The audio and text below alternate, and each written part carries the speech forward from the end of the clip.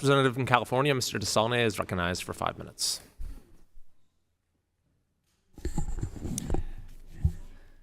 Madam Secretary, Julie, I'm very, very proud of you as a friend and a colleague for many years, and as a former business owner who's made lots of payrolls.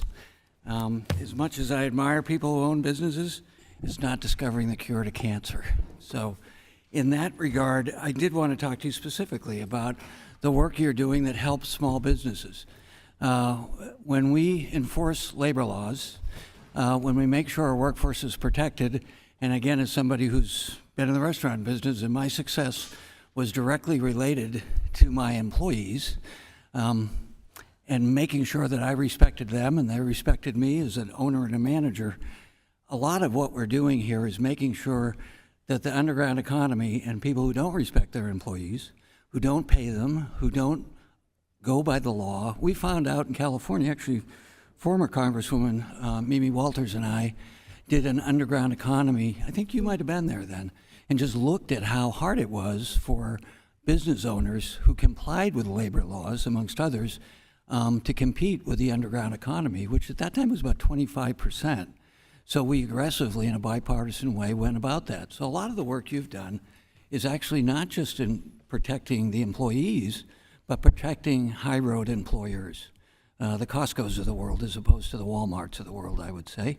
So in that regard, a perfect example is something we worked on together, our staff and your staff, on the multi-employer pension. We by doing what we did, no taxpayer money was expended. We saved retirement for 800,000 American workers. Let's see, 40,000 in Michigan, 40,000 in Ohio, 22,000 in Wisconsin. That was a real accomplishment. We really struggled with how we were going to save central states and make that hold. And one quote amongst the many, many stories we heard about individual Americans, from gentlemen from Wisconsin: I saved and planned for my pension to help me pay my bills in retirement. I had a bad back and knees, and do not see a job I could accomplish after working for the trucking industry for years. My wife worked at public school and has a small pension which will not cover our bills. How do I get a job in my mid-70s, given that my retirement might go away? I worked long hours in terrible weather to earn my pension and thought I planned for my retirement and trusted it. I really worry about how we will survive with no pension. We saved that man's retirement. You did, your department and our committee. It's sort of surprising to hear the majority even bring this up, given the subcommittee work on this, where I would describe it as political malpractice of their assertions that dead people get paid and taxpayers paid for this. Could you respond a little bit more? You didn't have time to respond when the chairperson was asking you. This was a real success story, and it was a success story for small business. We estimated that up to 3,000 businesses, small businesses, would have gone bankrupt because of their obligations had we not done, and had you not done in your department, done the work you did. Thank you very much, Congressman.